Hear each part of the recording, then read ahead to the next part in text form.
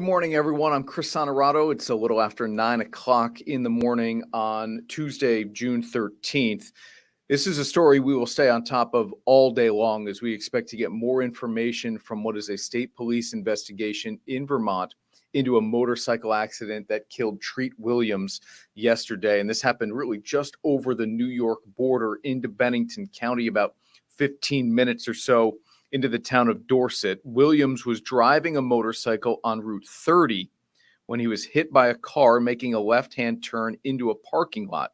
He was flown to Albany Med, but was pronounced dead there. State police in Vermont say Williams was in the path of that car and was thrown from his motorcycle. There's been an outpouring of love on social media all day yesterday, last night, and even into this morning for this 71-year-old actor. He had posted a video yesterday of himself mowing his property in Vermont, and we're told that the accident did not come all that far from Treat Williams' home in Vermont.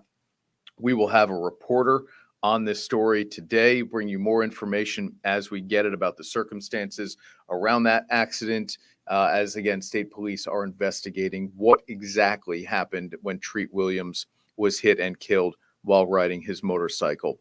Will he or won't he? I'm talking about Antonio Brown. Here's what we do know is that he won't practice with the Albany Empire this morning the way he said on Monday that he would. It's a 9 o'clock practice for the National Arena League team here in Albany. Brown has continued to say that he is going to play Saturday night. That is the next home game for the Empire, June 17th. Brown said the same thing about the game May 27th, the last home game, is that he would suit up and play. It drove up attendance. It did not pay off for fans in the end because Brown never played. He claimed that his physical wasn't submitted in time, and he didn't want to set the type of example for his players that, being the owner of the team, could exempt him from playing by the rules, if you will, with the league. And that's despite the commissioner of the league even saying, no. Antonio Brown could have played in this game if he wanted to. As an owner, he has the ability to override such things. So we will see if Antonio Brown does, in fact, play Saturday night, June 17th at MVP Arena. That is the Empire next home game. We know, despite him saying yesterday that he was going to practice this morning, Tuesday morning, June 13th, he is not going to be at team practice. He told News Channel 13 he is holding a private practice tonight. We will see if he practices on Wednesday before potentially playing Saturday night. The fun continues with the Albany Empire this season. Let's get a check on that first warning forecast now. Meteorologist Christina Talamo here to save me from saying anything else that is opinionated on the topic. Christina, good morning. How are you? Yeah, I feel that, Chris. Talking about the weather today, definitely a change compared to what we saw last night into this morning. Yeah. We saw some rain. It was a soggy start when we were driving on the road, the wet roads, with the rain really coming down this morning. Big improvement compared to that from earlier on. And it's going to continue to get just better than this as we head throughout the afternoon. Saratoga Springs already seeing some bright blue skies behind the clouds there, and a general mix of sun and clouds will be what we can expect in the sky throughout the afternoon today. 64 degrees there in Saratoga Springs. Now I want to show you the loop from the last 12 hours. There's that a period of heavy rain moving through the region last night and into the early hours of this morning with that front. All of that now far off to our north and east, and we're going to be looking at drier weather for the rest of the day today. We've been talking about, though, how much we really do need that rainfall. Here's a look at rainfall totals from the last 24 hours. West of the Hudson, you guys got the most, I would say, western counties, maybe close to an inch for some spots, but most of us got less than a half inch or even less than a quarter of an inch, so we really do still need that rain. The good news is we will have more opportunities for showers over the next couple of days.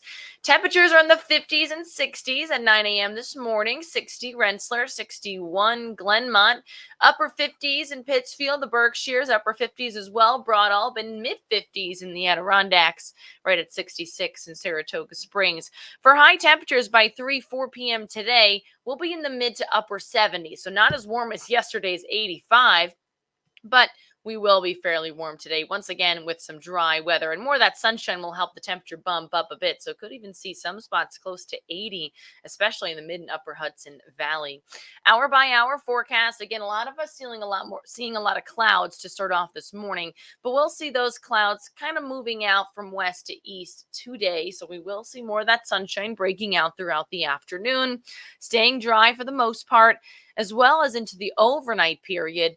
And then here's what we're tracking for Wednesday. We might start off dry with a few clouds around, but then we'll see showers approaching from our west. And as we head throughout the second half of the day, we'll see some showers, some periods of heavier rain, some thunderstorms as well. So best chance for rain returning will come tomorrow. And then we'll have more opportunities for showers for Thursday and Friday. Today, highs in the upper 70s, breeze out of the west-northwest, 5 to 10 miles per hour. Staying dry tonight and partly cloudy, lows in the mid and upper 50s.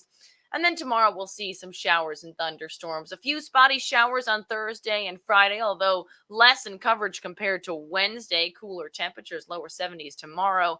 And then we'll have to keep an eye on your Father's Day weekend, kind of going back and forth with the models now over the last couple of days. So yesterday we were talking about maybe one of those days ending up dry. Now we have the opportunity for a shower or two both days, but that will likely change. So we'll have to keep an eye on Saturday, Sunday, Monday as well. But other than that, temperatures staying right around seasonable or typical high temperatures as expected for this time of the year.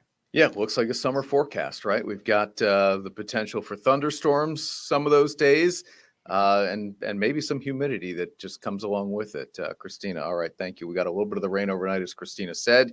Certainly needed it. It was steady and heavy at times, but clearing up today. Good to see. Thank you, Christina. Of course, you catch her every single weekday morning with us on News Channel 13 today, starting at 5 a.m. We've got more before we say goodbye here on 13 now. Saratoga Racecourse could be home to the Belmont Stakes in a couple of years. That's because Belmont Park is undergoing a major renovation after the third and final leg of the Triple Crown is run in 2024.